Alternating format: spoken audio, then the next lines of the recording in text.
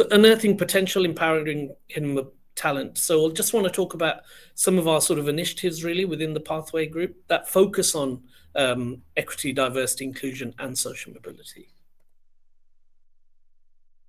So these are our stellar lineup of guests. So we have Martin Chandler, as I mentioned, Amit and Daisy, and Jazz coming up forward. So I'll introduce you to them when their session arrives.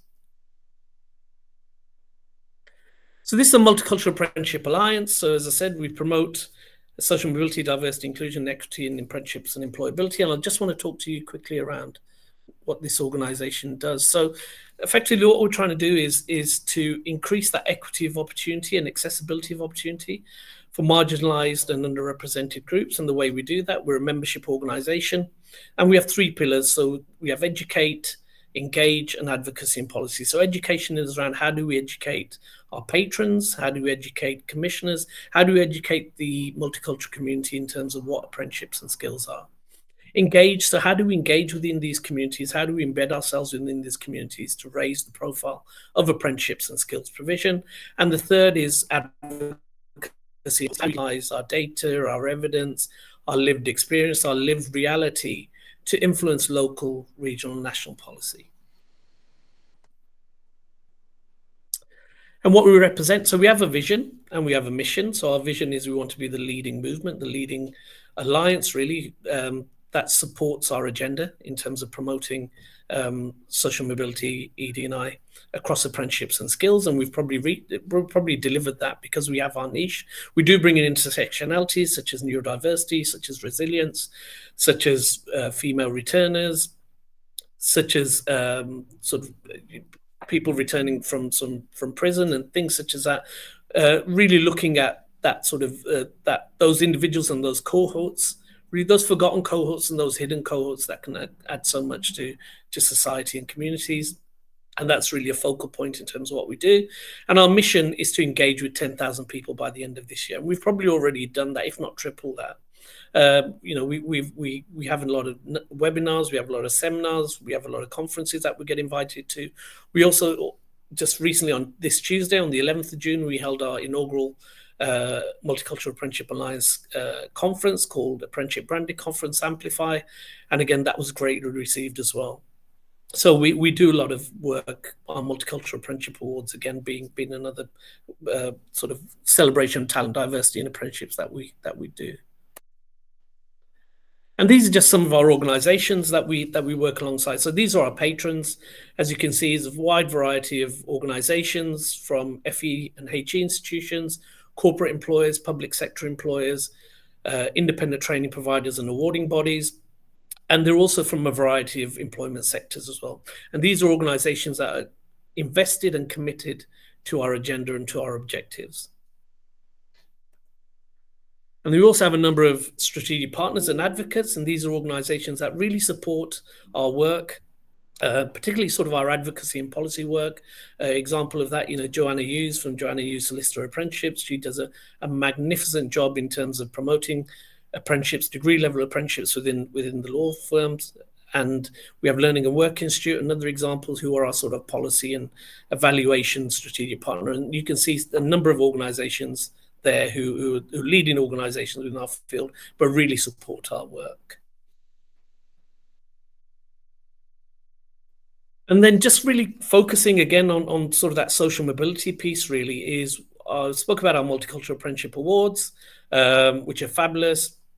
But this year we had over 450 applications or nominations really for these awards. So the reason why we launching the Multicultural Apprenticeship Network is we want to provide these individuals with a platform, with a forum for them to network with each other, for them to showcase their work, for them to share their best practice, but also for our Multicultural Apprenticeship and Skills Alliance patrons to have direct access to these individuals. So that lived experience, which I strongly believe in. So it's around connecting, it's around collaboration, and it's around ensuring that these individuals who give so much to the apprenticeship sector an opportunity to thrive as well.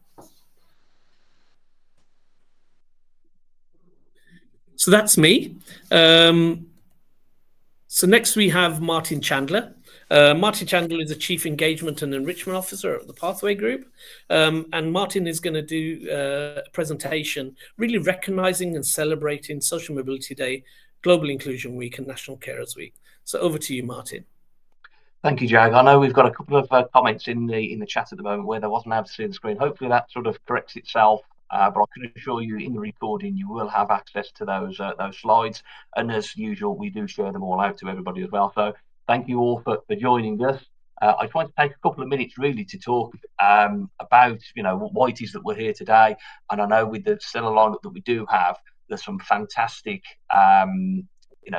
insights and sort of lived experiences which will be sort of showcased and shared with you all today. What I wanted to do was to take some time and sort of talk to you about those main parts for it really. So this week we have been celebrating, or if you've been out on social media, you'll be aware there's been Social Mobility Week, and there's a lot of sort of sharing sort of what activities people have been up to really raise that awareness of social mobility. And one of those reasons is why we're here today is to continue to raise that really, and the understanding of what social mobility is and what it looks like within the UK. It's that opportunity for us to really highlight the importance and the value, and encourage audience members such as yourselves and organisations to actually put that social economic diversity, equity, inclusion at the heart of everything that we do. So rather than sort of having to think, oh, are we ticking these boxes? It is actually at the heart of everything that we do. Social mobility really refers to the change in that person's social economical situation, either through relation to the parents, that intergenerational mobility through their lifeline, or that generational mobility. It really is connected to the equality of those opportunities, ensuring that people have those same chances. So myself and a colleague yesterday was out at Birmingham Steamhouse and really engaging with individuals. So you had people that were engaged on university opportunities, some that were found themselves unemployed due to sort of situations beyond their control. And really, those sort of events for myself where we're actually recognising and sometimes refreshing ourselves that actually everybody doesn't have these this sort of equal footing really, and it's ensuring that we're offering and supporting them as much as possible, raising the awareness. If we can't sort of support them, that there are opportunities out there for them to move through and achieve their sort of overall goals, and regardless of their sort of gender, their age, their sexual orientation, their race, ethnicity, those things that are beyond their control, they should be in a position where they can access any of those really. It's making sure that that with that social mobility and that equality of opportunities, looking at how can they increase or ensure they're having those earnings, their income, their social class as well, and really for us all to sort of be aware of it. So I would ask you today is look at that Social Mobility Day. There is a lot of information on there. So whether you're within an organisation or you're just thinking yourself, well, I'm hearing a lot about social mobility, but what actually is it, and how can I become more aware of it? How can I bring it into the workplace? How can I, as an individual, make a difference? Please do research it. The sort of showcase at this moment in time, or the hashtag, is more about sharing moments that matter. And you will find if you go onto social media, there is a lot of content that people are sharing to raise and educate ourselves, and that's exactly what we're doing today as well. I can move through then onto the Global Inclusion Week. So Global Inclusion Week, it's that opportunity of raising that awareness. You will find a number of these events and sort of raising the awareness happen at sort of key and sort of central times, and it is because they all sort of interlock and coming together. And it is ensuring this is where we're raising that awareness to help support that inclusion across various cultures and backgrounds as well. Again, there is information available whether you're from an organisation and you're looking to how you can navigate those sort of challenges and opportunities of engaging, connecting with colleagues across the business, and how you can ensure that you have that inclusion across those cultures. Again, there's resources, there's tools that's available for people as well. We know that that sort of global inclusion, it's very complex. And again, I would encourage you to spend that time to sort of do that research, whether it's today, tomorrow, and look at what can you do within your organisation to support that. And again, even as an individual, we can all play that sort of key role, whether it's a conversation at the dinner table to say, oh, I've heard about this, what does it mean? And spreading that word that, these are things that, there are discussion points, and it is to make sure that people have those sort of equal access to opportunities. And then moving through on to sort of Carers Week. So continue to be celebrated again out on social media. There's a lot of information out there for people, really to understand, what is Carers Week, what it's all about, and it's there to raise an awareness of other individuals that are caring, that are essentially unpaid carers, those sort of challenges that they're dealing with as well. And today you will get an opportunity from first-hand experience from a young person that's going to tell us a little bit more about that side of things, and it probably help us appreciate and recognise just the work that they actually go out there and do for us. Not that they necessarily apply to do that position; it's something that's sort of grown into providing. And as we know, carer is someone that provides that level of care. And in many cases, it is that unpaid care that they're providing. And it could be to a family member, it could be to a friend, there could be disabilities, there could be illness, there could be mental health that's involved. There could even be addiction as well. And some of the experiences of, particularly some of these young people that are having, aren't the most positive, but it's then looking how can that then turn into, or how can they then be supported to live a normal life themselves. So hopefully I've sort of given an understanding of why we're running today's event, for you to understand that there are these things that we need to be aware of. When we're sat at home watching the telly, there's all these things that are taking place, and people are providing this level of help and support to others, and it's making sure that we're aware of this and what we can do to support those as well. So thank you very much for having me, Jake. If I can bring you back to introduce your next speaker, that would be fantastic.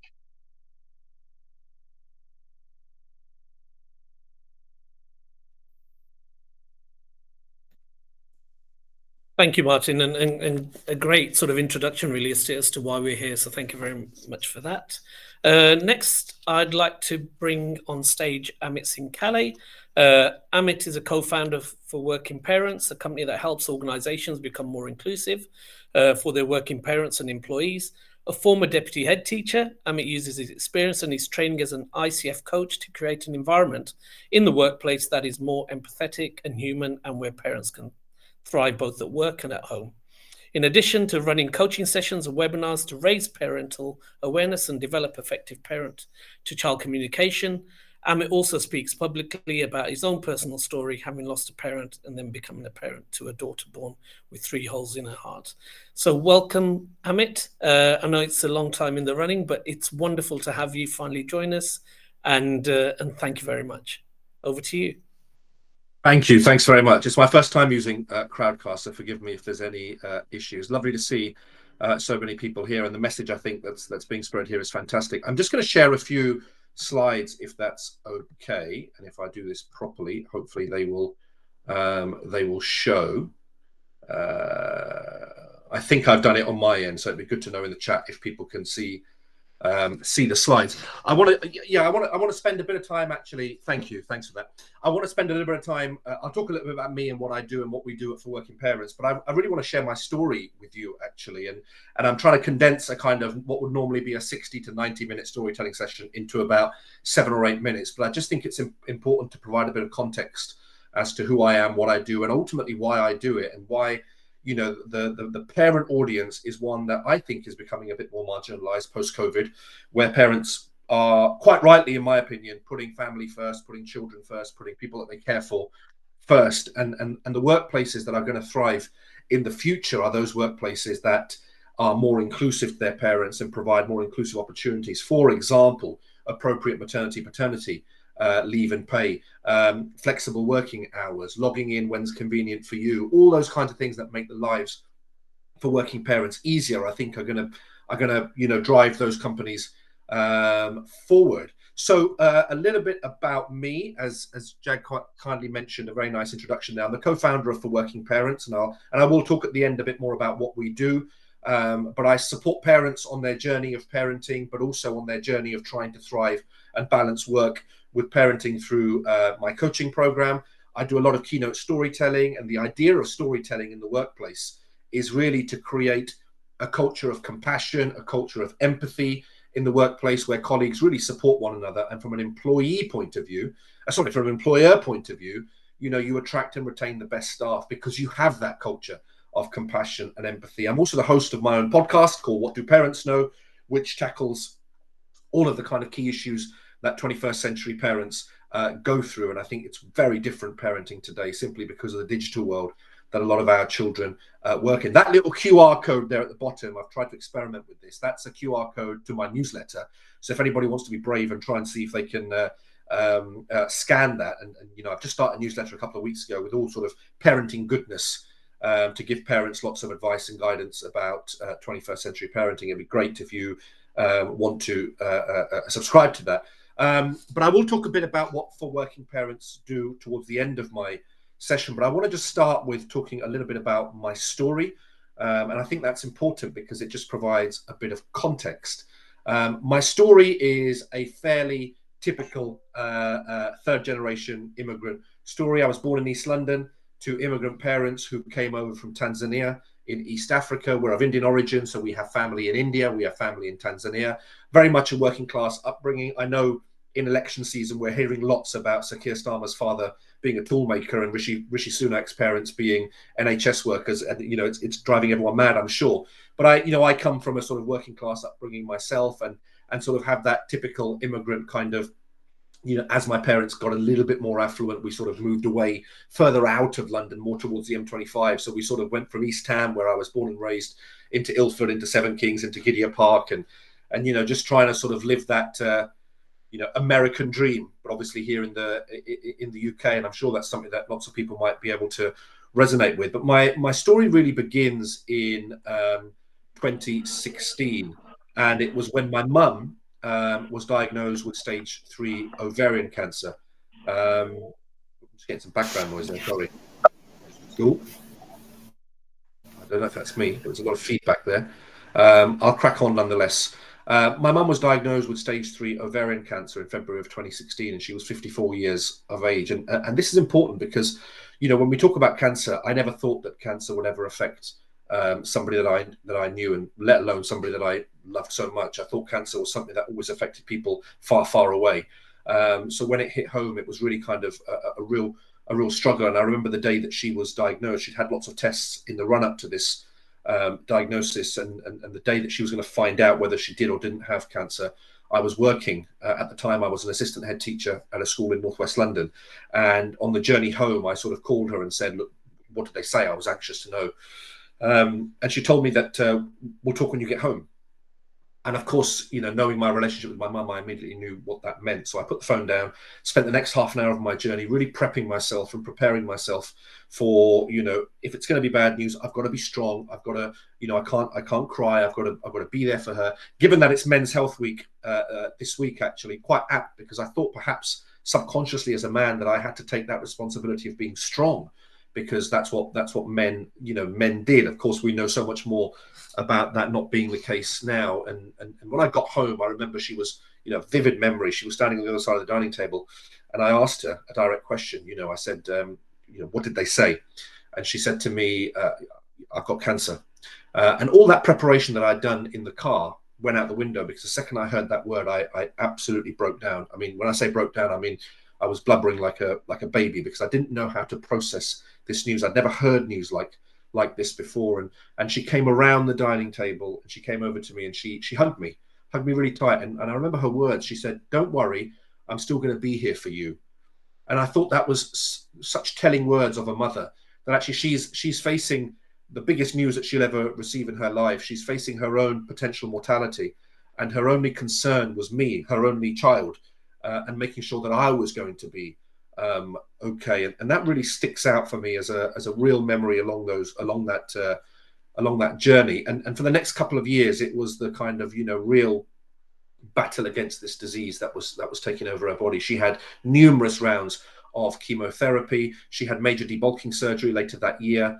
or to remove, you know, as much as they could from the inside. They couldn't quite get all of the cancer. She had all the side effects associated with chemotherapy, so hair loss, weight loss. She was in pain, depression, loneliness, because she stopped going out. You know, she wore a wig, and I thought, you know, I'm biased, obviously, she was my mum, but I thought she looked stunning in her wig. But she obviously felt that people were looking at her, people were talking about her, people were judging her, and she sort of stopped going out. And you know, in amongst all of this, we were trying to plan my wedding. I was getting married to my now wife, who's from Tanzania herself, and trying to sort of balance families in two different parts of the world, and trying to balance where this wedding should be and what this wedding should look like. And you know, my mum had lots of input into the wedding. You know, she planned things like, you know, what color scheme we should have and what the invites should look like, and all of those bits. She was really excited, you know, to see from an ethnic point of view, from an intersectionality point of view, you know, culturally. She was really involved in that wedding planning and really involved in what that wedding was going to look like. And she was more excited than I was for the wedding. And so we had, you know, all of these kind of bits going on, but at the same time, her health was, you know, declining. And then in January of 2018, we actually were going to get married in August of 2018. And we saw that my mum's condition was deteriorating. The hospital, you know, St. Bart's, where she was treated, were brilliant all the way, but they had said there's not much more they can do for her. And so we actually brought the wedding forward. We were going to have a small little registry wedding in the local town hall, in Ilford Town Hall. We booked it so that 20 or 30 people could just attend, and my mum could at least see her son get married. That was booked for the 6th of January, 2018. And sadly, my mum died on the morning of the 5th of January. It also happened to be 4 days before my 30th birthday. And, you know, she was 56 years old, which, as far as I'm concerned, you know, 66, 76 in this day and age is no age to die, let alone 56. And it was a really kind of traumatic time for me, the grieving journey. And I'm still on that journey, actually. I've been seeing some people around that grief and bereavement, and still really very much on that. So she played a really important part on what that wedding looked like. And we did get married in August of 2018, and it was a massive tribute to her. If you've ever been to an Indian wedding, you'll know they're quite grand affairs, and my wedding was no different. But it was a real tribute to her. You know, we had events dedicated to her. We had a video of her showing at the reception. So really, she was part of that wedding. I should add, actually, her mother was still alive, my grandmother, and my mum was the youngest of 5 siblings. So it was a really kind of traumatic time for the entire family to go through something like that. And then, you know, we sort of, you know, I got married, and my mum was still very much part of my life, but at the same time trying to create a new normal. And during that period, we had our first child. Isha was born in May of 2020. And if you remember back to those COVID years, this was in the peak of that first lockdown where we didn't know too much about COVID. Lots of us are scared, not knowing what's going on. She was born a month early, and she weighed 5 pounds 9 ounces. And from the start, we knew something wasn't quite right with her. The pediatric kind of team was looking after her when she was born. But they sent us home after sort of 3 or 4 days, or sent my wife home after 3 or 4 days. I wasn't allowed in the hospital to see her. I was just allowed in for the labour part and the birth part. And I was kindly asked to leave after that. She went for her 8-week jabs, as every baby would. And the doctor noticed that she had a slight heart murmur, and said, look, we need to go and get her checked out. I can't jab her until you get her checked out, but I'm sure it will be fine. Went to get her checked out. 2 or 3 tests later at the local hospital, they said that we need to refer her to Great Ormond Street because there's something not quite right with her heart. And Great Ormond Street diagnosed her as having 3 holes in her heart. So she had what's called an ASD, a VSD, and a PDA. And, you know, when we heard this, we just thought, gosh, you know, that's it. It's over. When you hear hole in the heart, you think that's it. You know, this baby's not going to make it. And we're first-time parents. I'm still grieving. I don't have a mum around to support me. My wife's parents live in Tanzania. So we very much were alone in this case because it was COVID and we were, you know, sort of locked in. And Great Ormond Street, we spent the next year working with Great Ormond Street. Lots of consultant appointments. My wife having to go in because only one parent was allowed in. Me taking lots of walks around, lonely walks around an empty London, trying to kind of dial in and find out a bit more about what's going on, and not quite understanding it. Put, you know, huge strain on our marriage because I wanted my wife to ask certain questions. She didn't know what questions to ask. We'd get angry with each other. And at the same time, we had this child of ours that needed us to be strong and to be, you know, as strong as possible for her. And in December of 2020, out of nowhere, Christmas, Isha fell very ill. This was while she was still waiting for her heart surgery at Great Ormond Street. She fell very ill. We took her into A&E, and she was then diagnosed with having a diaphragmatic hernia, which again went undiagnosed by the hospitals and by the staff. Her bowel had basically gone up through her diaphragm and was pressing up against her lungs, which made her very ill. So she had to have emergency surgery at Great Ormond Street to repair her the diaphragmatic hernia. This came out of nowhere. We were not expecting this as parents, and it was just a case of we were thinking, what next? How much more of this can we deal with? By this time, she'd already had 2 open heart surgery operations cancelled by Great Ormond Street because of COVID restrictions and other emergencies that were coming in. So it was really I was talking to my wife about it the other day, and really sort of traumatic for us. And we're not 100% sure how we got through it. I think we were just running on adrenaline and all those things, just trying to get through this journey. This little baby relied on us, needed us. She wasn't going to survive without us. So we just sort of got on with it. Finally, in February of 2021, now if you remember, we now went into that second big lockdown when COVID rates went crazy. We hired an apartment near Great Ormond Street. We don't live a million miles away from it, out in Essex, but we wanted to be close. And she had her open heart surgery, which was a 9-hour surgery. My wife and I, again, were walking around London, empty, deserted London, hoping the phone didn't ring, because if it did ring, that obviously meant bad news. It did ring about 9 hours later, and we were told that the operation was successful. And it was one of the only times that I was actually allowed to go into Great Ormond Street myself, was when she had just come out of surgery and was in intensive care, and we were allowed to see her. And my wife and I sort of had a conversation about, should we take a photo of her, or should we, for our own sake, and for her to let her know when she gets older what she had to go through. And we decided that we would. And for a parent, it was really traumatic to see her connected to all of these machines and surviving through a ventilator, and the great big wound down her chest. But she finally did have that surgery during that second lockdown, and you can see there Gary is her toy, Gary the giraffe, who's still her favorite toy. And we remind her that Gary sort of went in everywhere with her. And thank God this story has a much happier ending, because Isha turned 4 2 weeks ago. She is a thriving young girl. Physically, she's a bit smaller than her peers. We're told that she'll catch up as she gets a bit older. But mentally, she's a thriving little girl. And the image that you see there is Isha in intensive care, having come out of surgery. And thankfully, the image that you see now is Isha a couple of months ago at my wife's brother's wedding in Arusha in Tanzania. And you can see she's since been joined by our son, AJ, and they're both going to be joined in October by another sibling. So, we've tried to carry on sort of building that family. And what we do with Isha is we tell her all the time, we don't ignore the fact that she's got a great big scar down her chest. We're very aware that when she goes through puberty, it's probably going to affect her confidence, but we normalize it. We call it her battle scar, her sort of her warrior scar. And she knows she had an operation. She doesn't know anything about it, of course. She doesn't quite understand it even now, because she's only 4, but she knows she had a major operation. She knows that she's not quite like everybody else, but we want for her to feel normal, and we're always going to make her feel normal and make her feel as though she's just like everybody else and that she can thrive. So, that's my story, really. And I go into the workplace and I share that story at much greater length and with much greater detail, obviously, for the purpose of really creating that compassion and that empathy in the workplace. Because I think if our workplaces were a bit more compassionate, empathetic, and human, a lot more of us would enjoy what we do. A lot more of us would enjoy where we work, and a lot more of us ultimately would stay with organizations for much longer. So, as Jag mentioned, I was a deputy head teacher at a secondary school, and I decided to just quit almost overnight. I quit my job in April of 2022 and didn't really have a direction, didn't really know what I wanted to do, and spent the best part of that first year, umming and ahhing, doing a little bit of consultancy work here and there, trying to make ends meet, making a little bit of money. And then last year decided to set up for working parents, because I thought that actually what I noticed when I was in school is that parents are really struggling in this day and age. They're really struggling to raise happy children. The mental health crisis amongst children is the worst it's ever been.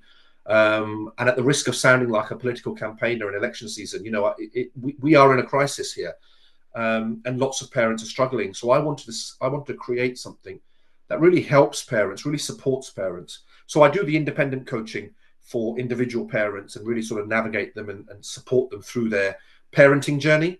But I also do the corporate stuff, which is where I go into organizations and I help them create a more inclusive environment. And we offer a few different services. It's the coaching for parents, whether it's private coaching or the workplace paying for that coaching. I do that keynote storytelling that I've just been through with you, and I share that story in the workplace. I do what's called internal storytelling, which I really love doing, and that's where I train willing volunteers within the workplace after I've delivered my story to feel confident to deliver their own story. Everybody's got a story. I hear sometimes people say, well, my story, I don't really have anything. I don't have anything to share. That's nonsense. We all have a story. Our story doesn't have to be the ultimate tragic kind of a story. We've all got something that we can share. So I train people to use appropriate language, body language, pauses in their public speaking skills. And what we do is we have an internal storytelling morning or afternoon where people can really then deliver their own story. And you watch the faces of their colleagues when they suddenly realize, wow, I didn't know what my colleague had been through. I've been working with them 8 hours a day for the last 3 years, and I had no idea they were going through this. And you see that sudden empathy and compassion build up. And we also do a lot of parental webinars and training, sort of, corporates and higher education organizations, where I go in and just deliver sessions around what's important for parents in this day and age. For example, social media, for example, pornography, for example, screen time, and really what parents can do, because parents, I think, are a bit of a lost group at the moment. There's lots of great work going on out there around racial awareness, LGBTQ plus awareness. I mean, we're in Pride Month, gender awareness, disability, all of that's great. But parents can fit into any of those categories.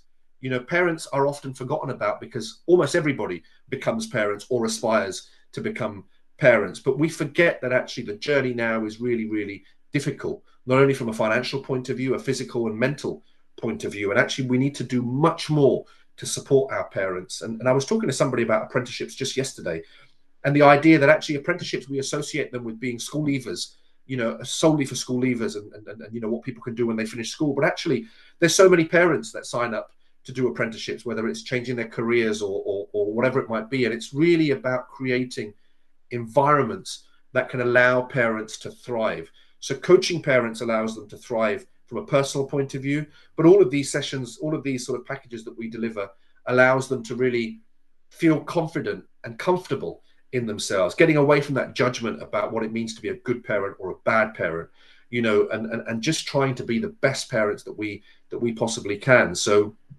hopefully that story just gives you a bit of an intel into who I am, what I do, and what I offer. And it will be great to connect with you guys and see if we can collaborate and do some great work together. There are ways that you can contact me. Our website has lots of information about the things that we do. You can email me and you can connect with me on any of those social media platforms. I know there's an irony there where I talk about the dangers of social media and I'm all over it, but obviously there are lots of great things about social media, and a lot of the awareness that I raise and the work that I do is on social media. So it'd be great to connect with you. It'd be great to talk to you a bit more about how I might be able to support you on your journey, or support your workplace on their journey to creating more kind of parental inclusivity. Thank you very much. If there are any questions, I don't know how this works, Jag, but if there are any questions and if anybody wishes to ask, I'm happy to answer them in the chat or if anyone wants to unmute. But thank you very much. Thank you, Amit. I mean, what a fabulous story, and thank you for sharing such a personal journey with us. And sort of the challenges, that must undertake really for you to present that. But thank you very much. And that's such a great example really of that resilience, but also that example of what the future for Isha, who looks and sounds an absolutely fabulous young lady, in terms of that equity and that inclusion, and exactly what we're trying to really focus on today. So thank you very much. I mean, some of the comments have been great. Kieran's put a comment in saying your story is amazing and it's unbelievable. Martin's put a great comment. Jazz Singh as well. In terms of wow, what a story, and very, very brave to share. So absolutely fabulous, and good luck with everything you do within sort of your personal life with Isha and your wife and whatever else. I'm also from East Africa, from Kenya, bordering Tanzania, but also within your, what you're doing professionally as well, which is fabulous as well. We're talking about parents, we're talking about the hidden talent really, and forgotten cohorts, and generally parents are overlooked really, because they go, they do their work at home, and then they go and do their work at work, and then they come back, and it's basically that sort of hamster wheel, really, isn't it? It's a continuous. So it's a real sort of cohort and individuals in the community that shouldn't be overlooked. But thank you very much. Absolutely. No, thank you. Thanks for having me.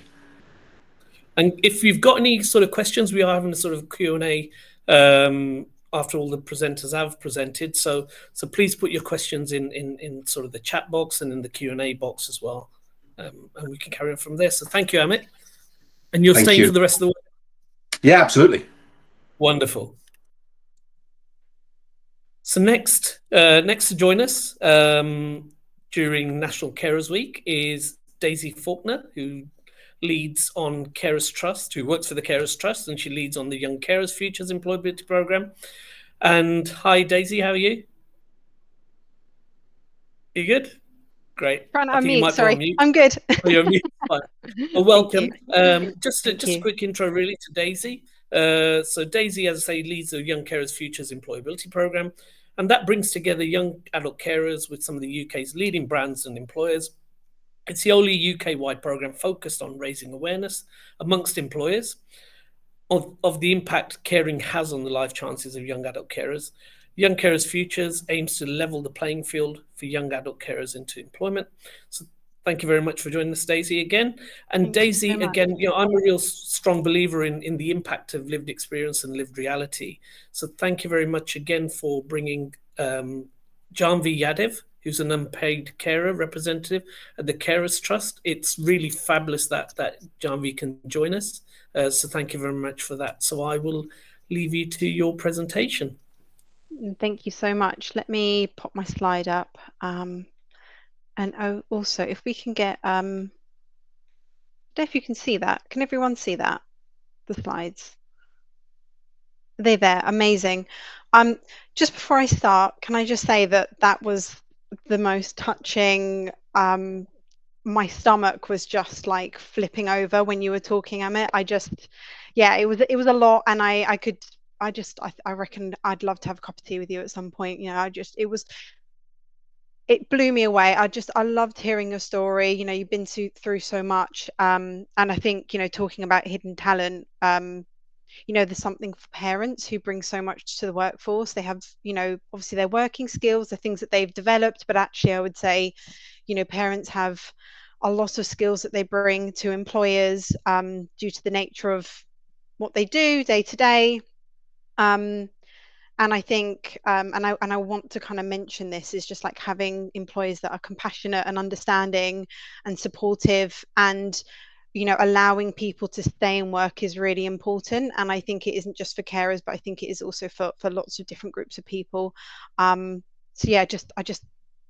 was absolutely fantastic. I can't believe I'm coming after you really, because I enjoyed it so much. But listen, thank you so much for having me today, and especially during Carers Week. So this is our a national campaign where our aim this week is to put carers on the map. So it's really important that we do everything we can to really focus on who carers are, what support they need, and really understanding the landscape in the UK. Carers are a hugely hidden group who are really unsupported, and we just need to ensure that when we're looking at young people moving into employment, what can we do to make sure that talent, that group of young people, are going and thriving and getting on with their lives, and basically showing the world that they are caring, but they are absolutely amazing. They bring so much.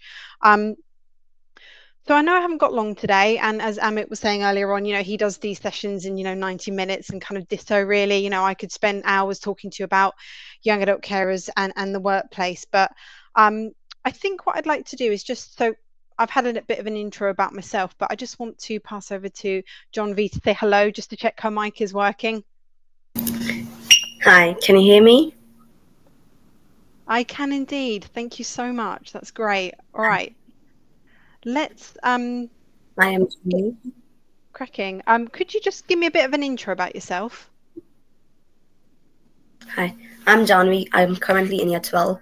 I do maths for the Maths, Commerce, Science and Physics in at WMG, and I'm a young carer because I look after my younger brother who has autism and ADHD. Thank you. So I don't know if everyone's got a few moments. It would be really nice. So we're doing this current survey at Carers Trust to understand, what do people understand about young adult carers and what do they understand about supporting them in the workplace? And I will share the kind of details afterwards for you all to have a look. So if you've got a moment and you can pop on the QR code, should take 30 seconds. We're going to do a before and after. I'm hoping by the end of this session, I'm giving you a real understanding of who young adult carers are, what support they need, how you can support them in the workplace, and actually really understanding about their lived experience, the talents they have, the barriers they face, but actually why, as employers, carers need to be put right at the forefront. We need to ensure these young people are supported. So hopefully you're scanning that, you're filling that out. I'll give you all one moment and then we'll move on.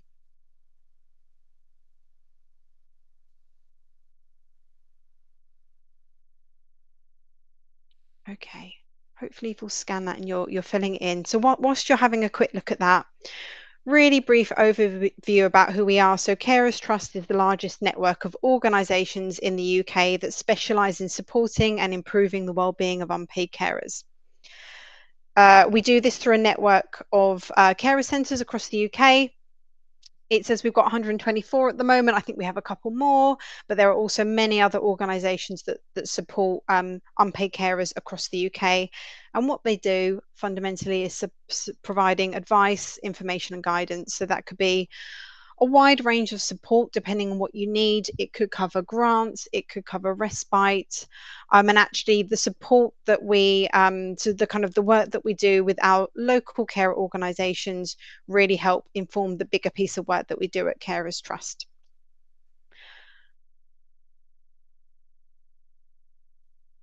So I want to spend the majority of this session really focusing on young people and what the role is of a carer. So just a little bit of context about who caring is, and I know Martin kind of covered this earlier, but young adult carers, so actually I'll start by saying young carers can start as young as 3 to 4 years old. They go straight up to 16. That's what we define as a young carer.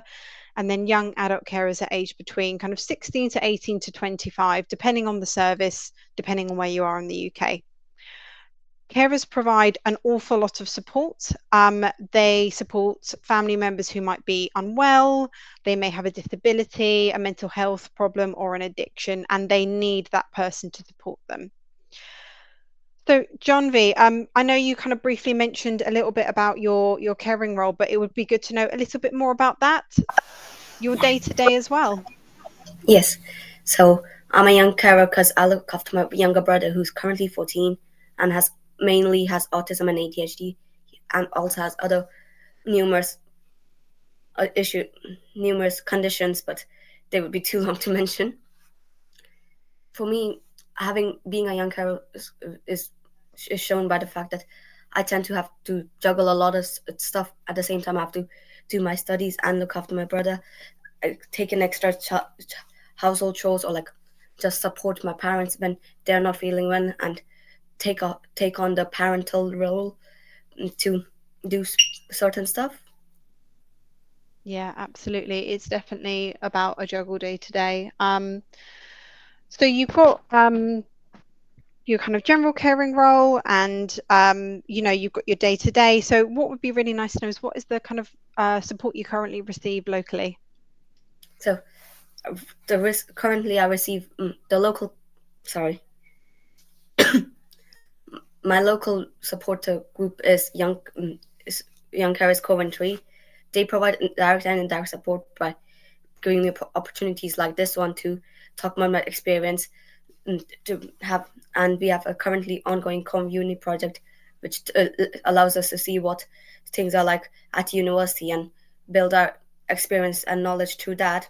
And then indirect support wise, we have our regular sessions. Sorry, I keep on stuttering. No, it's fine. Take your time. We have our regular young adult care sessions where we can meet other young carers and discuss about the experiences, since a lot of times we struggle to find someone we can relate to, and having that a person who knows what you've been through without having to actually give a whole background explanation is really helpful. Yeah, absolutely. It's about peer support, right? And it's about meeting other people in your community who are young adult carers that you can kind of talk to. And I think we know that young adult carers can often feel really isolated and alone because, you know, their peers might not be caring. So actually having somebody that you can talk to and, you know, let out your frustrations and have that kind of mutual understanding is really, really important. And I would urge anyone on this call who would like to find out more about the local care centre to please go on the website, have a little look at your local care centre and what support you can get. So just a couple of stats that I wanted to share with you. So in terms of the carer landscape, we know that there are 1 million young carers in the UK. This is a substantial amount of young people. These are people that we know are carers, but actually we know there are many, many more young people in the UK that have not identified themselves, do not even realise they are carers. So it's a huge amount of young people who are going to be that next generation going into the workplace, who will be continuing to care for somebody. So what we do know is there are about two young people that are carers in every classroom, and then actually they are 1.5 times more likely to come from minoritized ethnic communities. And actually in terms of looking at cultures, we know in a lot of cultures that, you know, caring is just part of what you do. There isn't even a term for it often. It's just something that you do. It's really ingrained in certain cultures. So actually these young people are then often not being signposted to support. They're often not being supported in the way that they need to be. We can also see here that 39% of young carers are missing 10% of school, so a substantial amount of school a year to care for the person. And actually what we also know is that a lot of young people, their day will start really early. They have a lot of things that they need to do to kind of get ready before school. I'm sure John V has the same experience, that you're supporting your family. You've got to get to school, you've got to kind of get through the day. And then once you're home, you will also be caring as well. So there's an awful lot going on for these young people. We also know that, you know, young adult carers are 3 times more likely to be NEET. I think this is a really important thing to consider when you're thinking about, as an employer, how are you supporting young people who are carers, who have got abundance of skills, whether it's lived, practical, educationally, how are you supporting them to go into work so that they don't then drop off? How are you supporting them to go into employment? So there's an awful lot there. I think, you know, I haven't got very long today, but I think I just really kind of wanted to kind of really put out there today that, you know, we're seeing increased in youth unemployment. We know that there are 1 million young people that are unemployed at the moment. I imagine a substantial amount of them will be carers. We really need to think about what we're doing and how we're changing the way that these young people are moving and transitioning into adulthood. Now we've talked about the challenges and barriers, and I do apologise for kind of doing a quick session today, but young carers are amazing. They're absolutely incredible. You know, not only are they caring for their loved ones, you know, they're really dedicating themselves to that, but they have so many lived skills that they can bring to employers. So I talk to many young people and we hear that they do budgeting from a really young age. They do the food shopping. They are supporting somebody practically. They are also supporting somebody emotionally. They are often communicating to their school, to GPs, to their support workers in their local care centres about the person they care for. So young people have a lot of advocating to do for the person they support.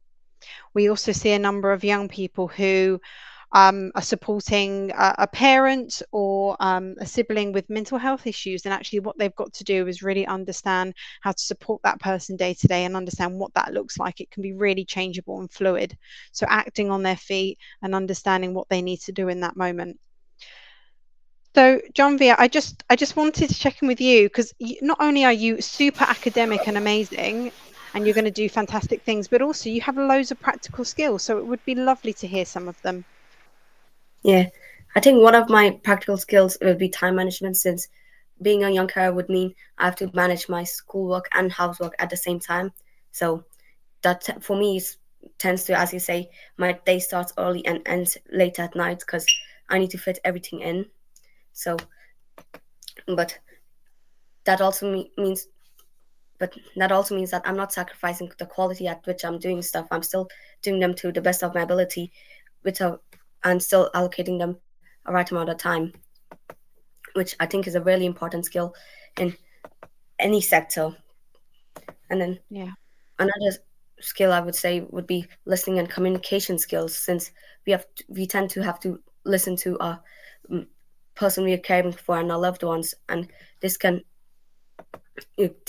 teach us how to be empathetic and actually understand and show respect to the other person.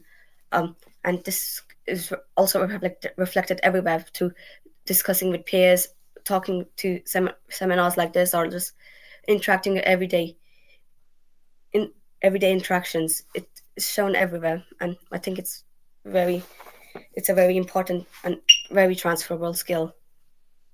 Absolutely. I think there is so much value in having so many real life skills, lots of things that you're gaining to then go into the workplace. And I think we often forget how valuable that is. And I think Amit kind of mentioned it really well when he talked about all the skills that also parents bring. I think we need to look at how we're kind of supporting people with their lived experiences and really valuing that and putting it at the forefront.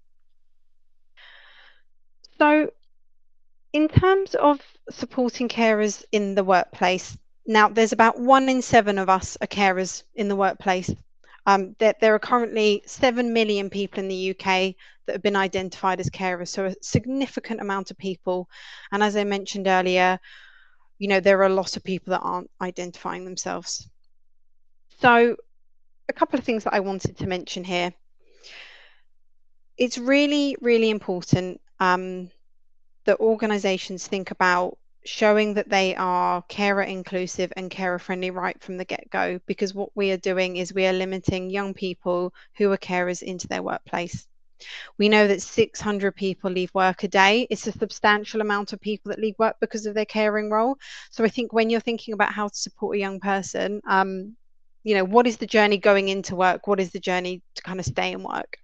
So I've got a couple of things here that I hope would be really helpful, and kind of, I would absolutely love a conversation with anyone today who would love to kind of, even have a cup of tea, chat about really good practice in, embedding really good carer kind of friendly practice would be great. So a couple of things here. When we talk to young people, they feel that, and this applies as well to apprenticeships, that the method of being recruited is slightly outdated in a way, or not supportive enough. So what we hear from young people that are carers, they're juggling an awful lot day to day.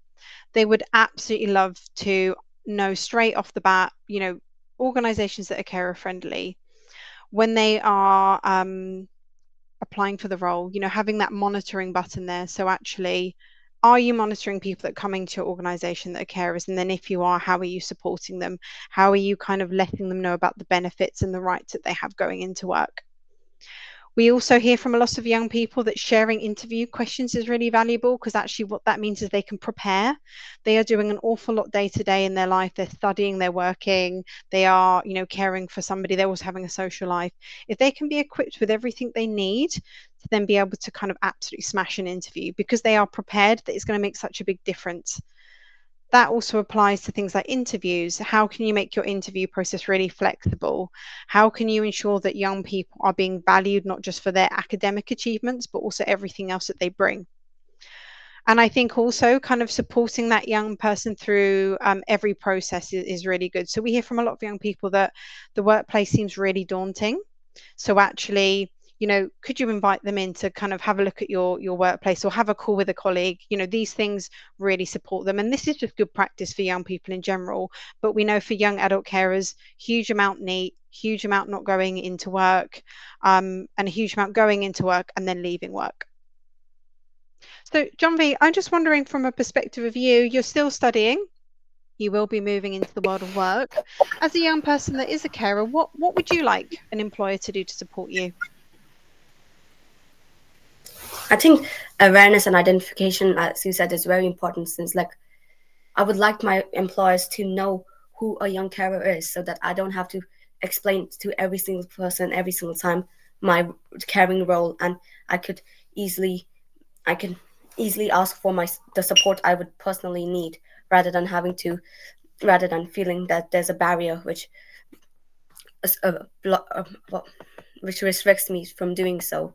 So creating that awareness and teaching everyone about who a young adult carer is, as even if some people who I genuinely do want to support, they cannot due to the lack of awareness and knowledge surrounding the young carer demographics, and just making us feel more comfortable to voice our opinions and our requirements. Yeah, absolutely. So in terms of supporting young adult carers in the workplace, one of the top things that came up was just that young people just wanted their line managers to be there, to be supportive, to understand exactly what carers are. So I think thinking about in your organization some really nice initiatives where young people can, where employees can come and learn about carers, it is really valuable. And I think having that understanding from line managers is vital. A couple of things that are really important for carers: flexible working, so understanding that they will need some flexibility, here, there, but it wouldn't be always. But I think just thinking of some steps you can put into place so that if there is a situation where that carer needs to support that person, that they can do it. There's no stigma, there's no judgment. It is something that they have to do because they're caring.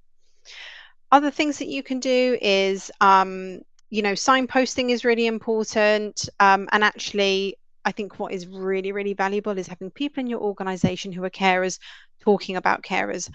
I am somebody who is a carer in said organization. This is how I juggle my day to day. This is why it's so important for us that we review our policies, look at the way that we're kind of our organization is running, and what can we do to be more carer aware, more carer inclusive day to day. And if you haven't already, setting up a carers network or even doing a joint carer and parent network would be a fantastic thing to do. Allow people to meet, allow people to talk. And I think for young people as well, having buddy systems in place is really, really valuable as well. Now, I do apologise. I'm doing a whistle-stop tour. I usually do this session over an hour with a lot more information. I'm very much aware of time, but just want to let you know about a couple of bits.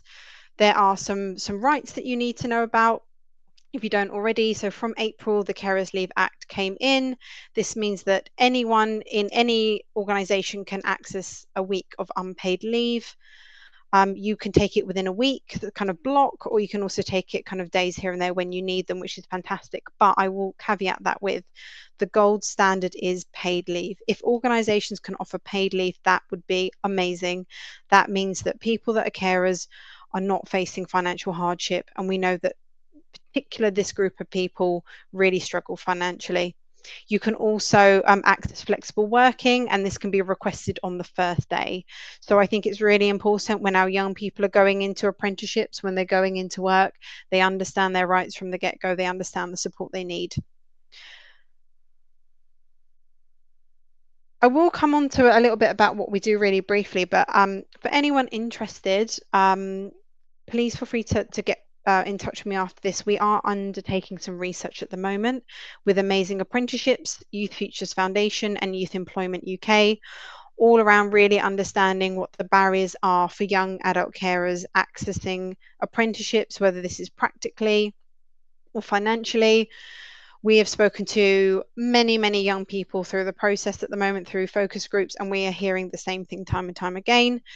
Young people are not hearing about apprenticeships. They are not understanding the benefit to them. There are so many benefits. I went to the conference on Tuesday, and honestly, I almost signed up to an apprenticeship when I finished. I loved it. I thought it was great. It was amazing to hear everyone talk there. But young people who are carers, they're missing school. They're not always hearing about all these opportunities. We also heard that a lot of young adult carers were being steered towards university as an option because there was more flexibility to take time off during term time, or there was more flexibility to care. We don't want young people just to go to university as their only option just because there is a sense of flexibility, when actually apprenticeships could be an amazing opportunity for them. And I think something that a lot of our young people really liked the idea of is being able to work, learn and earn. And I think targeting young people in schools, not only for them to understand that they are carers, but actually what options they have in the future is really, really important. One thing I'm just going to mention, we really want the next government to commit to stopping to push carers to the limits, ending carer poverty, and really for me, my heart, what I love doing is talking about young people and creating fair futures for young carers. My program, we support young adult carers across the UK, access pre-employment opportunities and employment. We've got many that have gone into apprenticeships and have done amazingly, by the way, which has been fantastic. We also work, so I work really closely with employers. I really help them to understand, how to be carer friendly. I deliver sessions to employers, do consultancy work to kind of help them embed good practice, and also open up their recruitment, open up that talent pool. We support over 50,000 young people through our network who want to work, who want to move into employment and opportunities. What can we do to really put carers on the map? And get them out there, get them into jobs, but do it successfully so that they're really supported. John V, you are an absolute fantastic high achiever. You would be an amazing candidate for an apprenticeship. I don't know what your plans are for the future, but tell me, what are your hopes and dreams? What would you like to be seeing yourself doing in the future? Currently, I'm not fully sure about what I want to do in the future, but I know I want to do something in the computer science industry. It's my passion since a young age, and I'm not sure if I want to do university or degree apprenticeship, since they both have their own benefits and drawbacks. But having flexible times would actually encourage me to do apprenticeships. As a young carer, though, my wishes would be having more general public awareness and information about young carers. Yeah. Amen. I totally agree. Thank you so much for coming today. So just lastly, if you've all got a moment, I would really appreciate you to fill this out. So do you know more about young adult carers? I really hope you do. I hope that I've been able to really demonstrate that there is 1 million young people that we know of that are carers in the UK who are really struggling. There are 2 in every classroom. We need to be really putting this young group of people who have amazing skills at the forefront, getting them into work, supporting them in every step of the way. And I also hope that I've been able to give you a little bit of an idea of what you can do in the workplace, buddies, carer networks, voices and champions out there that can support young people, and also thinking about how you're recruiting young people that are carers into the workplace, and then how are you supporting them to stay into work. These are all really important things that we need to be talking about, in particular in this current landscape with the high levels of unemployment that we currently have. I know I've spoken very fast, I do apologize. I've just wanted to all kind of cram it in and get it kind of all there for you, but please get in touch with me. Let me know if you have any questions. I'm here. Thank you. Sorry, I've probably gone way over. No, Daisy, that was fabulous, and thank you very much, and in particular, thank you, John V, for being part of this and sharing your story. And it's emotional, it's resilient, it's what every human being really should be. So thank you very much, and also the challenges of being a young carer, which is sort of so immense. I mean, I used to run a carers hub, and also a young carers hub. So I sort of know some of the stories and some of the individuals and some of their own personal journeys, and it is really challenging. It is very emotional, but honestly, hats off to you. Absolutely fabulous. Thank you very much. And again, the impact of lived experience and lived reality, you can't underestimate that. So thank you very much, Janvi, for sharing your story. I was going to ask a few questions, Daisy, but I think you've asked them all really in terms of what the future holds, and in terms of the support network and what you're doing at the Carers Trust is absolutely fabulous. And employers need to learn, and there needs to be that equity of opportunity for these individuals, but also that accessibility of opportunity as well. In terms to increase that social mobility piece as well. We have one question that I know Janvi has answered in the chat, but Janvi, if you wanted to answer it sort of within the forum. So we have Martin sort of asking the question. So how did you find out about the Carers Trust? So I found out through my mom, who has attended multiple send coffee morning sessions, and in one of them it was brought up that siblings of people with disabilities and long-term conditions could also get support and be recognized by organizations like Carers Trust. And can you sort of just, because we've got a couple of minutes, and if you're okay asking the question, can you just talk about, you're an unpaid carer representative at the Carers Trust, sort of what that involves, what that role is, how you work with the Carers Trust, and obviously Daisy and her team? So I just speak about, being a representative, I just speak at events like this about my experience and help raise awareness about young carers and become a voice to many young carers, as some people, they may not be able to speak about them or be unconfident or scared about it. And I think there should be more awareness and confidence about it, and just remembering the social barriers to do so. Thank you, and you're doing a fabulous job as well, an amazing job. Thank you, Janvi. And Daisy, how many sort of unpaid carer representatives do you have at the Carers Trust? Loads. I'm not actually sure of the full numbers. So we have so on my program, we have about 150 young people currently registered on the program. They get involved in our awareness raising activities, but they kind of tap into our employment and kind of all the support. So I suppose from John V's kind of engagement, it's through all the kind of employability activities. So we work with people like the Body Shop, say we'd have lots of kind of employment, young people going to employment, but we'd also have pampering sessions, respite, etc. We also have a youth advisory panel, so a group of young people that really spearhead young people in terms of advocating across kind of our Carers Trust network. But in terms of the level of people that we support through the network as well, we support, I think, I think just for young adult carers, it's about 45,000 to 50,000 young people supported through those networks. And then young carers, it will be a much, much huger number than that. But kind of Carers Trust, we're relatively small, but we have a group of amazing young people that kind of come and advocate and support.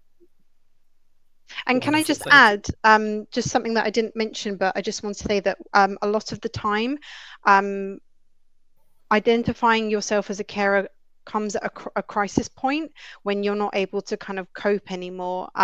So what I would say for anyone on the call is that it's really important that when you are working with people, that you employ or your colleagues, and you see that there are issues, ask them, talk to them, because what we don't want is people to get to the point where they can't cope and juggle with their caring role. They have to then leave work. We want to be able to support young people at schools before they get to that point, and then adults before. So we don't want to get to a crisis point. We want it to be an open conversation. Most people care at some point in their life. I was a carer, I didn't realize it at the time. In my 20s, didn't talk about it really at all, and it becomes stressful. And even Annette said, he was fundamentally caring for somebody his daughter who was poorly. It's really stressful. It can be really hard and really stressful. So we have to talk about what we're doing. Absolutely. And we're talking about empowering hidden talent here, but in these circumstances, you're hidden within the hidden talent as well, in terms of you're hidden because you feel that caring is sort of just a natural responsibility and something really that comes with it. So you don't effectively realize that you're caring. Yeah, and honestly, I've spoken to hundreds and hundreds of young adult carers, and oh my God, I'd employ every one of them. I absolutely would. They're fantastic, but we see so many of them just not reaching their potential. Wonderful. And yeah, no, thank you very much, Daisy. And if there's anything more that we can do as an organisation in the Pathway Group and sort of our initiatives and our events, please say so, because as I say, this is a cohort and individuals that give so much back to society, but are generally overlooked because they don't have a voice in society, and government do overlook them. So, but thank you very much. And again, the offer is open. If there's anything we can do, please say so. Great. Thank you very much. Thanks a lot for having us. Thank you, Janvi. Wonderful. So that was again a fabulous sort of, stories, but also fabulous sort of provision and programs that are here to sort of really support, the hidden talent and really these overlooked individuals and communities that require support, but generally, don't receive that support. But again, just really talking about empowering hidden talent and how we unearth that potential. Again, I want to bring on stage, please, Jazz Singh, who I met a few months ago, really, but I've seen him sort of on the circuit around, very sort of predominantly on sort of LinkedIn and things such as that. Jazz is a founder and CEO of Empowerability and a director of corporate Unlocking Potential. And all Jazz wanted really is just his holding slide rather than any other slides. And this story is again, it's a story of everything really. Resilience. It's a personal story. It's so impactful and so inspirational that I don't really want to say much more, really, Jazz, because again, not that I can steal your thunder, but I don't really want to sort of intrude in your time or your space as well. So can I please hand you across to Jazz? Thank you very much for joining us. Everybody, hopefully everyone's well. Firstly, thank you to Amit, firstly, for sharing his story. It was very brave of him, and what amazing impact work he's doing in that sort of parent cohort. And with regards to Daisy and in particular Jonavi, I just want to sit with the emotions a little bit.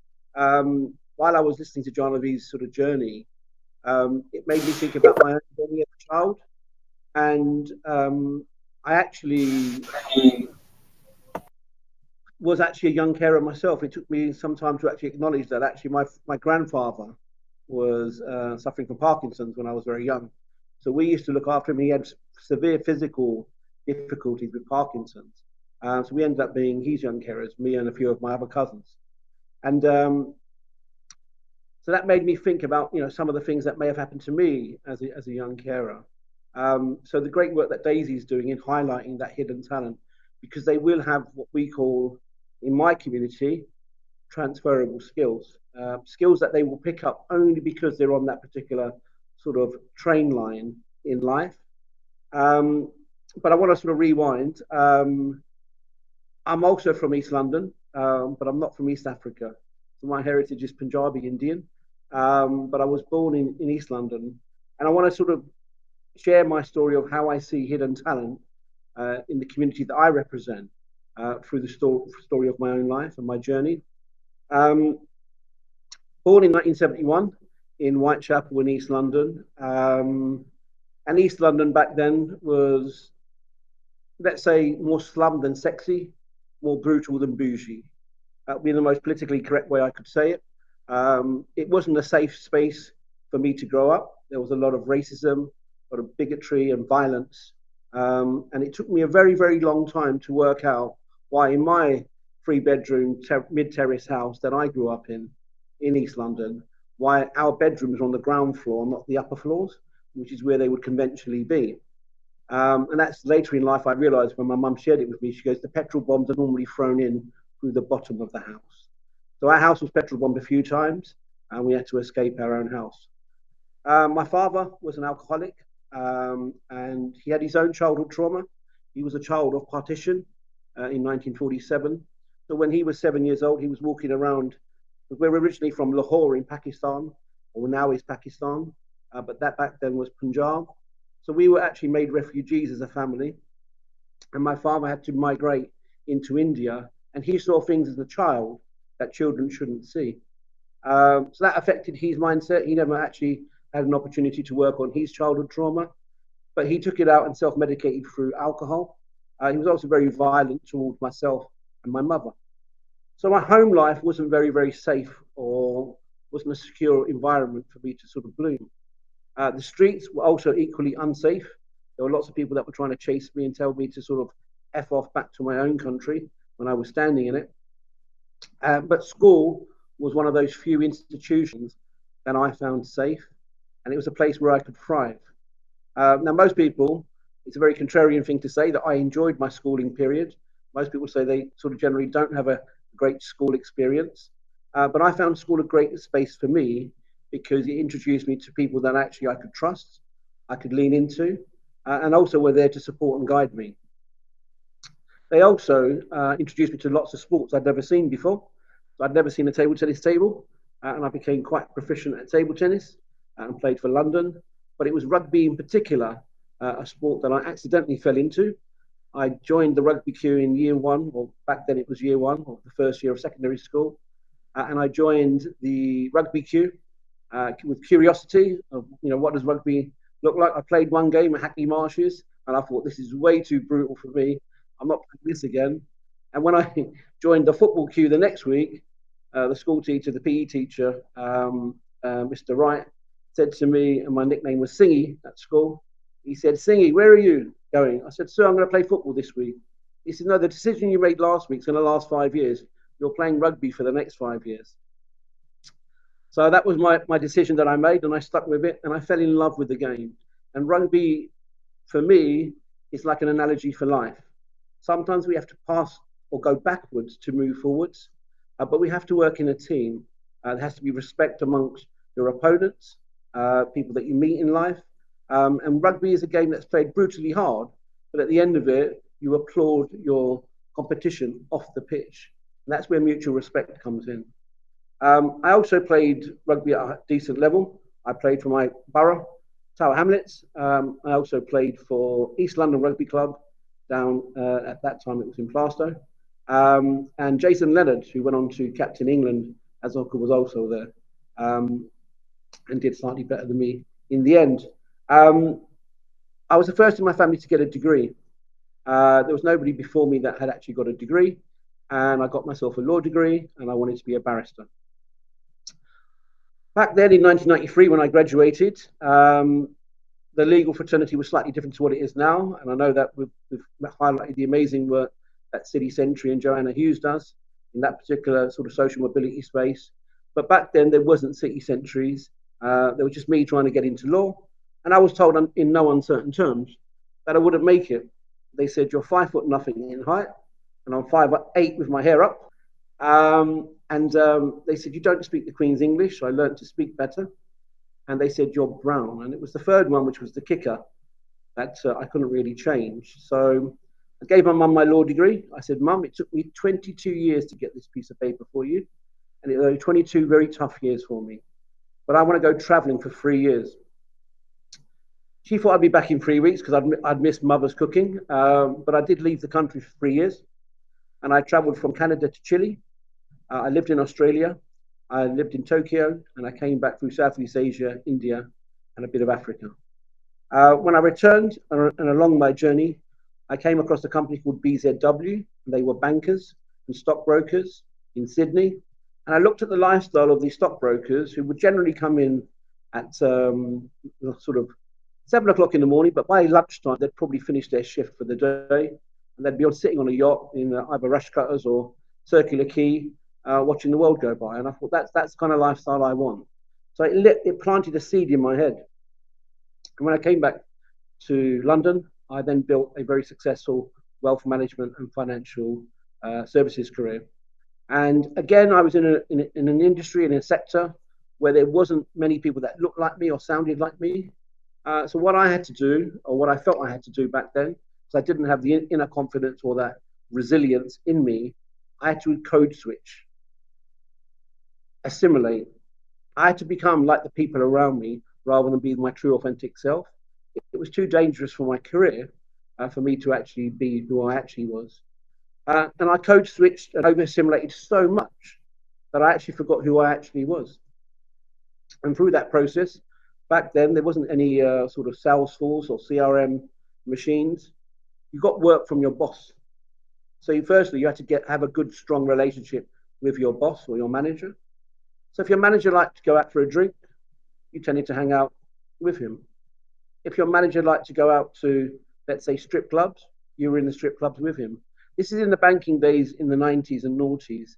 And if you watched the film The Wolf of Wall Street, for me, it was more of a documentary than actually a sort of feature film. Because a lot of that action that was in The Wolf of Wall Street, I was actually doing in real life. And I developed an alcoholic syndrome and an addiction. I also had some cocaine addiction, quite a severe cocaine addiction. I then, in 2012, at the height of my career, was then subject to a disciplinary procedure. And in 2013, I was then at an employment tribunal. And it was the first time I got to use my law degree. But that's when I realized that court's a playground of proof and not truth. Because although I had the truth on my side, I couldn't prove it, because I was fighting against an employer that had much more resources than I did. I lost my career in 2013, and I call that the full stop of my first professional career. And from there, I then fell into what I now recognize as a huge, deep, dark depression. I did probably the worst thing an alcoholic and cocaine user could do. I opened up 2 bars in London, one in Hackney Wick, one in Hoxton. And I sort of used a mirage of work to maintain my self-medication.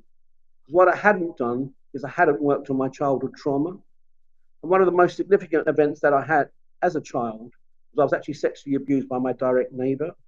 And it took me a long time to articulate that in my own mind, that what happened to me was something that injured me. But in 2013, I started the bars. And in 2014, my wife said to me, I had 3 young children. She said to me, you've got to make a decision. It's either you work and live that life that you want to live, or you come back home and be the father you should be and the husband that you should be. I sold all the businesses and I gave every asset that I owned to my wife as a sort of signature of my apology for the way I had behaved, because I did destroy a huge amount of my relationship with my wife. And then as soon as the ink dried and the paperwork was all cleared, my wife said actually she didn't want to live with me, and I was now homeless. So I spent 2 years sleeping in my car and just surviving in what I call the underground of life. So when the radar of life swept past me, it didn't really hit me, it didn't bleep. And then in 2015, my mother passed away. My mother was the only person that truly loved me. And was also a huge guide for me. And I call her, she's always been someone that's in the boardroom in my mind. My mother passed away under very vicious circumstances, very challenging for me to accept. I won't go into the details of that, but it was suffice to say that it took me to a place where I wanted to take my own life. And in early 2018, in January, I decided that I was going to drive my car towards a tree to take my own life and check out of life. But it was at this point that I was now involved not in hitting the tree, I actually hit a car.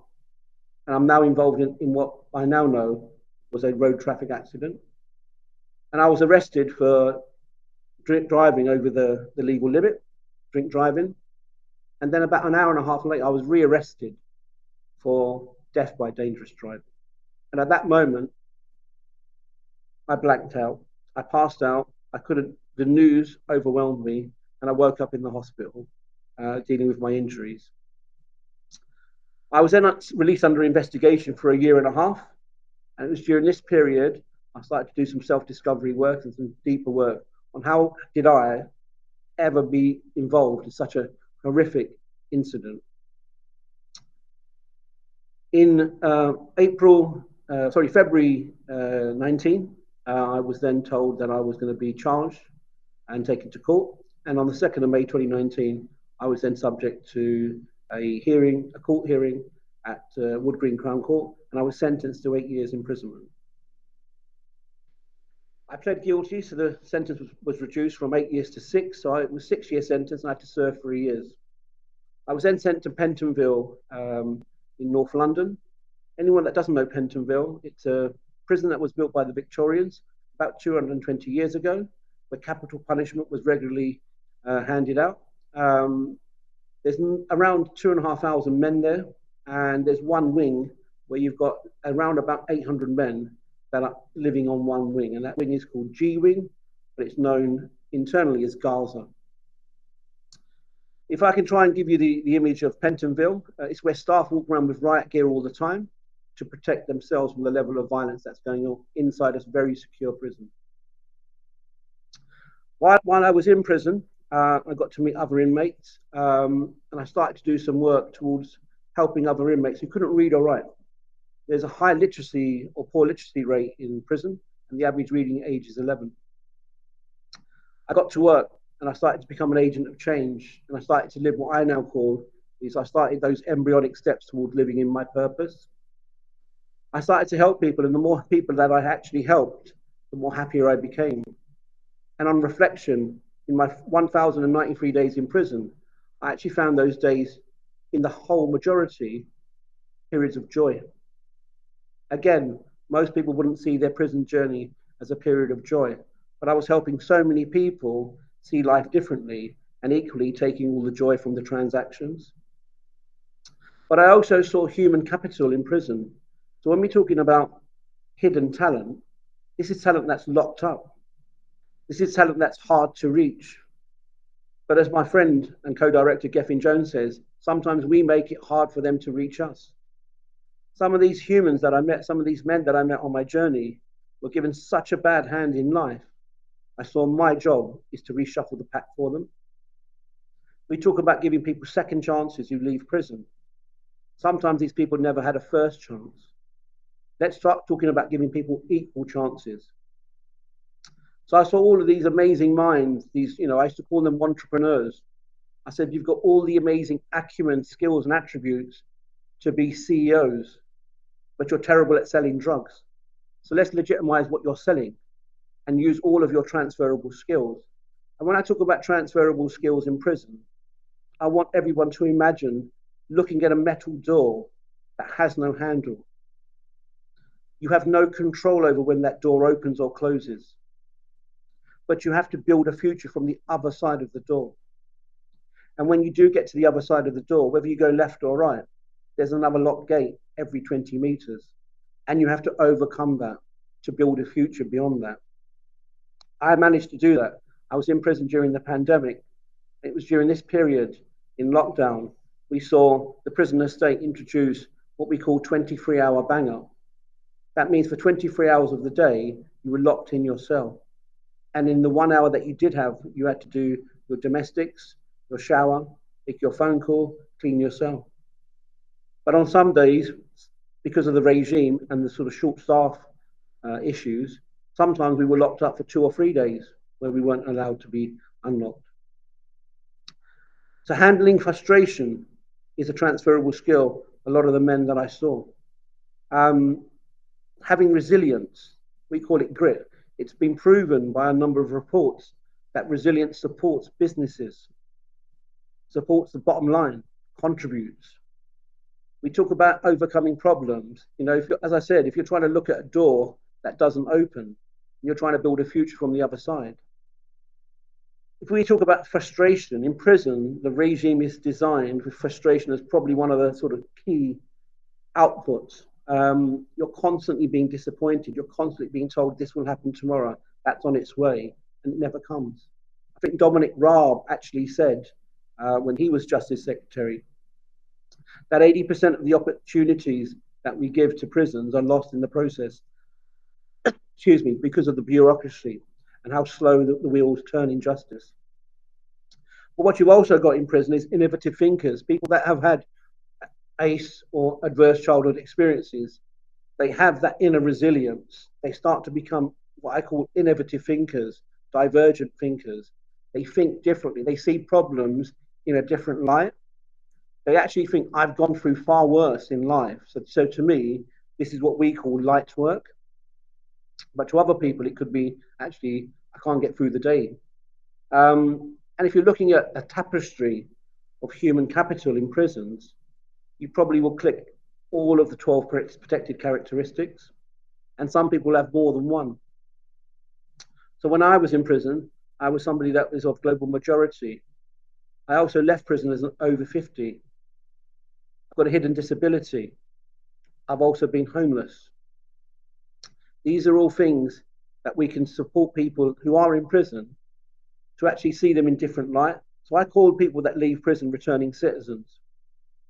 I don't use the word ex-offender or prison leaver. I think language and vernacular are very important on how we see people. These people often do a lot of what we call rehabilitative work, restorative work in their own mind to acknowledge that they actually made a bad mistake. Because prison is not full of bad people. It's full of people that have made bad mistakes. And as a society, as corporate citizens, what we should be doing is embracing this talent to introduce them back into pathways into work, what I call the cuffs to cufflinks approach. If you're somebody that's got a criminal conviction, and there are 12 million people in the UK that carry a criminal conviction at present. In my era, my dad's era, my grandfather's era, you had a job for life.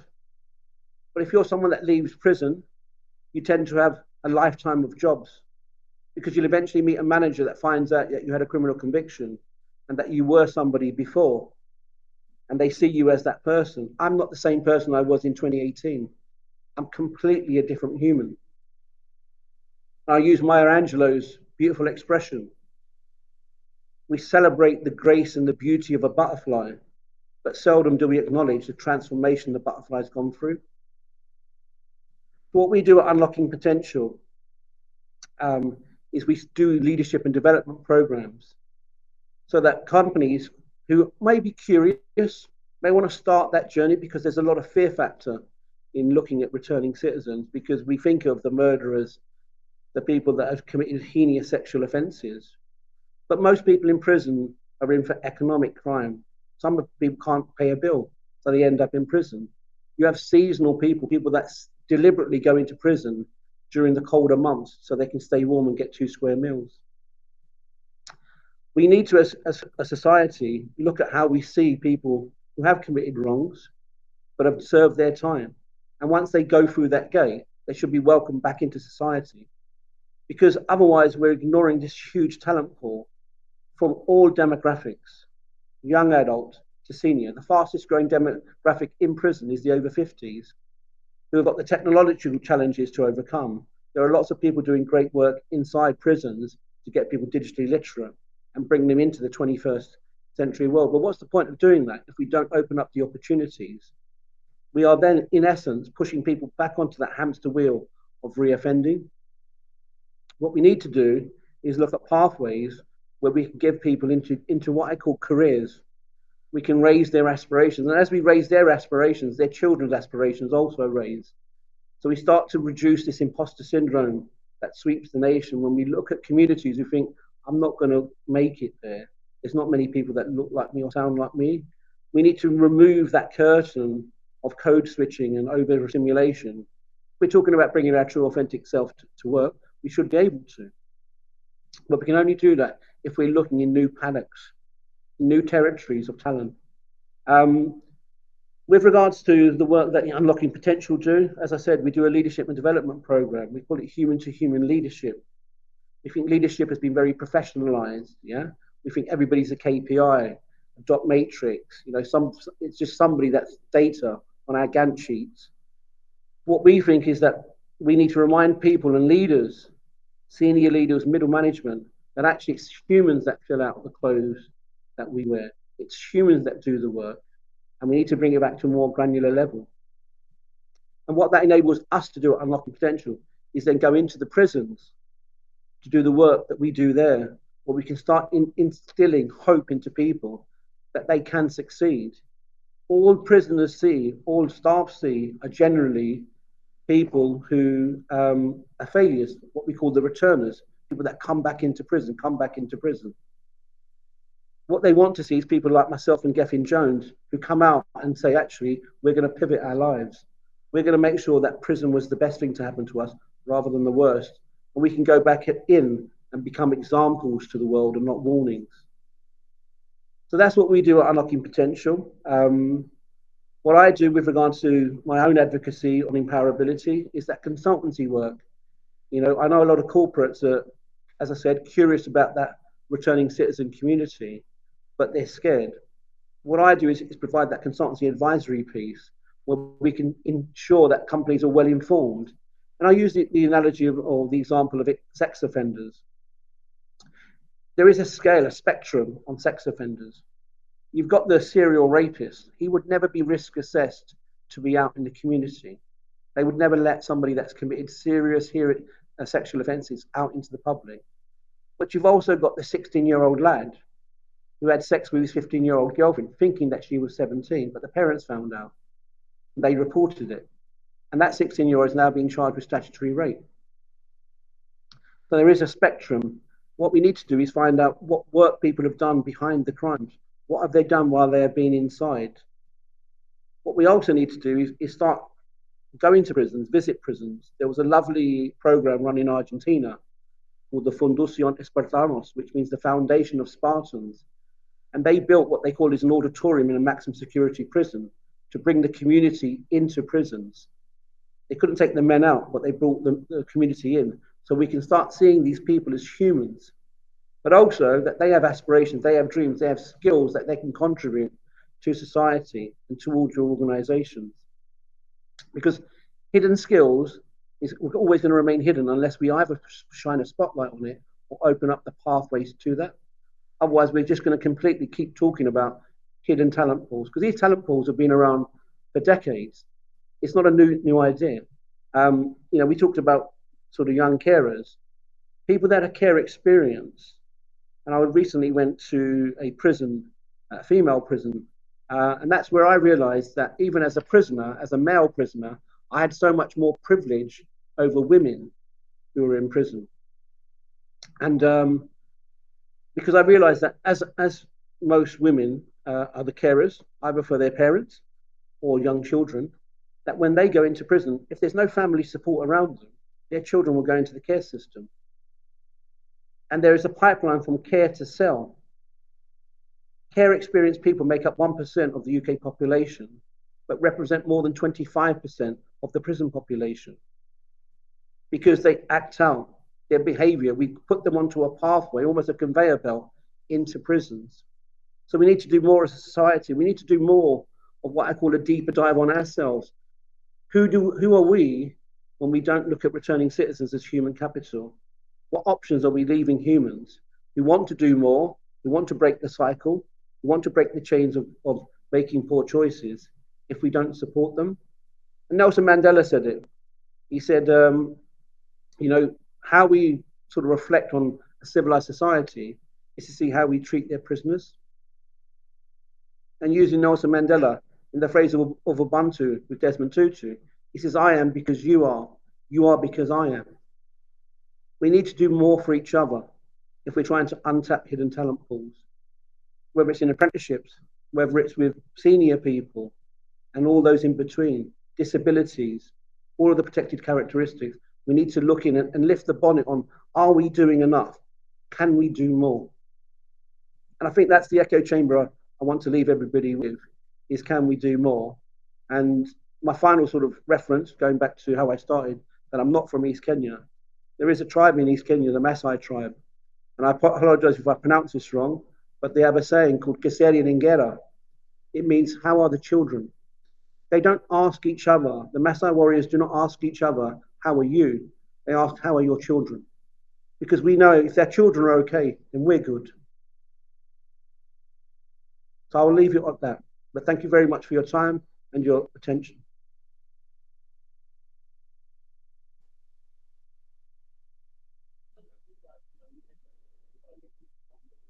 Thank you, Jazz. Again, the more I listen to you, the more sort of impactful your personal story gets. But not only your personal story, but the work that you're doing now is so inspirational, and it's amazing. So again, thank you very much for sharing that story. How challenging it was for you to talk about that, and you've been through so much, and it's that true example of resilience, but not only resilience, actually using that resilience and using your personal journey to basically support others and improve others. So thank you very much. I mean, some of your analogies as well, living in my purpose, divergent thinkers, returning citizens, cuffs to cufflinks, and there is a lot around language, and there is around sort of bringing that positivity in language that really, again, makes that change and changes our thoughts and our perceptions around individuals that have gone through such challenging circumstances.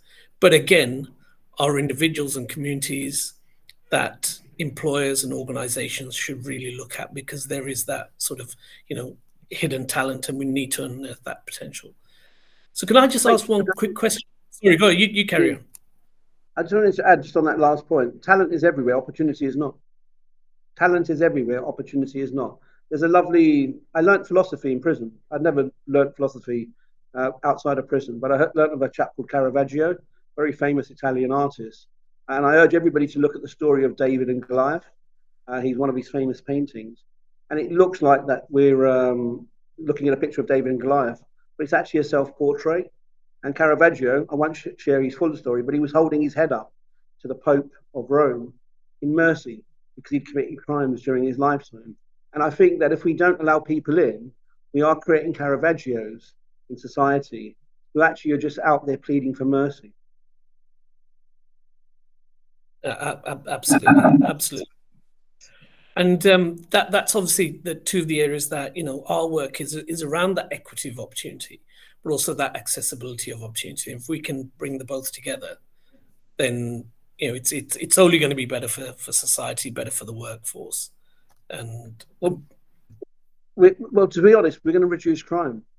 You know, we're going to reduce crime and the victims of crime. Yeah, and that's got to be a win. When I talk about social value, corporate social responsibility, there are very few communities that you can work with that will tick so many of your target boxes, so many of your corporate KPIs. But it's also a good thing to do. You know, we talk about we have an inner soul. As a business, as a collection of humans, the business has a corporate soul. It has a rhythm, it has a vibe, a heartbeat. Yeah. And we need to do more to look at these communities saying, you know, we're talking about building more prisons at the moment. Rather than divert that money to we know where the postcodes where these people come from. It's the low estates, those environments where people are living under that poverty line. We single parent sort of experience. We know that. Why don't we invest the money there? And as businesses with this CSR and social value targets, we need to be focusing on the S in ESG. Yeah. And I think, you know, Daisy's made the point really in the chat saying that she remembers seeing the link around inclusion in schools with those entering prison, and we must support. So it's more around sort of that preventative, proactive measures rather than sort of reactive really and sort of post really when it's probably too late. Well, wonderful. Thank you guys altogether. Has anybody got any questions for the panel? We've all got them together. I think this session has been informative, insightful, emotional, inspirational, all sort of packaged into one really. You know, thank you guys for really joining us. I mean, is there sort of any closing remarks that you want to leave us with, Daisy? Is there anything that sort of a call to action or things such as that, what you'd like us to do, or anybody here, what we can do? Can you hear me? Yep. Oh, okay, cool. I mean, oh my God, there's going to be so many. I mean, you know, if you're interested in the young people carer space, then please get in touch with us at Carers Trust Now and Carers Future. I would just urge you to just after this call. I mean, you've heard from, you know, the three of us who are all coming from slightly different places, but actually, I think fundamentally, the things that employers can do to be more inclusive, they're also similar. I think, you know, I think it's just really thinking about, you know, the bigger piece of, you know, work that actually, sorry, I'm waffling now, but I think what I'm trying to say is these things can be done. They just need to be done, if that makes sense. I think it's just like, we understand the issue, we just need to put it into action. And can I just say, I know that I just wanted to add this, but I'm also a born and bred East Londoner, so I'm feeling very like, you know, we're all from the same area. I grew up in the 80s and 90s in Clapton and Leighton. So we're all locals, but yeah, I think you know, we're just doing a disservice to all of these people if we're not thinking about how we can truly support. You know, we talk about this a lot, but actually what are employers doing? And I think the S in the ESG, you know, it's a big buzzword, but actually, you know, let's actually see actual action, not just we're doing something on a spreadsheet, we're ticking a box. Great, thank you very much. And Amit? Yeah, I think for me, it's just about recognizing the impact that parents can have in the workplace, and recognizing that it's a huge talent pool. And if we're not looking after it, then more and more parents, as the data shows, will choose to either leave work altogether or change employer. So from my point of view, if anybody out there is looking for some parental support, parental coaching, then please reach out to me. Equally, if you're looking to make your workplace a bit more inclusive for your parents, then again, please reach out to me. I can deliver that storytelling session in your workplace in greater detail and greater depth. So it's just about making parents feel that they belong and that they shouldn't have to make that choice between thriving at home and being present for their children versus thriving at work and wanting to go as high up the ladder as any parent might want to go. So it's finding that ability to support them in being great at both. Wonderful, thank you. And Jazz? Well, for me, I mean, everybody here is talking about social mobility. And if, you know, I will use the analogy of Noah's Ark, but other arks could be available. We should let every human on board. Yeah. If you're in social mobility, you can't leave anybody at the bus stop. Yeah. So we have to really unpick our own stigma management. Yeah. Look at ourselves internally. When we think of people that are returning citizens, what does the first thing spring to mind? Why is that? That could be your life experience. Could be that you could be a victim of crime. But again, you've got to start unpicking that and just do a bit more deeper work, because we can't have all of these amazing strap lines and sort of initiatives if there's no actual real impact. We've got to walk our talk. And that's for anybody in not just in the social mobility space, but beyond. But we've got to be that echo chamber that gets louder and louder so that it becomes actually, it's no longer an option. Too many people are doing it. Wonderful. Some fabulous comments and those calls to action. And you're absolutely right. We need to basically pick this up now and drive it forward. You know, these sessions are so impactful. The work we do is so impactful now. Now let's do it collaboratively. Let's pick it up and drive it forward. Can I really thank you guys very much? It wasn't intentional. So the East End vibe and the East London sort of massive. I also used to visit sort of Manor Park on a regular basis, but again, that's the only connection I have to East London. But it's been absolutely fabulous. What a fabulous panel! Thank you very much for everybody joining us. This is sort of a series of webinars that we're doing, so look out for the next Apprenticeship Diversity and Social Mobility Forum. But just leaves me to thank Daisy, John V, Amit, Jazz, and Martin. Thank you very much. Bye-bye, guys. Bye, everyone. Thank you.